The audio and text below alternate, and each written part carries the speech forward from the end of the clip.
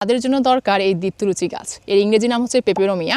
এর পাতার রস মাথায় লাগিয়ে দিলে চুল পড়া যেমন কমে, চুলের গোড়া শক্ত হয়, নতুন চুল গজানোর পাশাপাশি মাথা ব্যথা দূর করতে এই গাছের পাতার রস দারুণ কাজ করে। এছাড়া অনেকের পাইলসের সমস্যা রয়েছে, প্রতিনিয়ত রক্ত পড়ে, কোনো ওষুধেই কোনো কাজ হচ্ছে না, তাদের জন্য এই দীপ্তরুচি গাছ মহা ঔষধ। এবং দুঃখের বিষয় হচ্ছে এই গাছটা কিন্তু এখন সব জায়গায় পাওয়া যায় না, বিলুপ্তির পথে।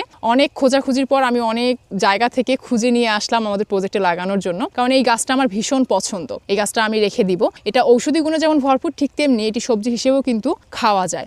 এর ডগাগুলো দেখেন ভীষণ নরম, শাক হিসেবে খেতে খুবই ভালো লাগে। এর আরও অনেক উপকারিতা রয়েছে। এই দীপ্তরুচির শাক খেলে পেটের যে কোনো ধরনের সমস্যা দূর হয়ে যায় এবং শরীরে কোনো ক্ষত স্থানে এর পাতার রস লাগিয়ে দিলে রক্ত পড়া যেমন দ্রুত বন্ধ হয়, দ্রুত শুকিয়েও যায়। স্কিনের যে কোনো সমস্যা যেমন চুলকানি, খোসপাচড়া, পুড়ে যাওয়া, যে কোনো ক্ষত স্থানে এর পাতার রস লাগিয়ে দিলে স্কিনের যে কোনো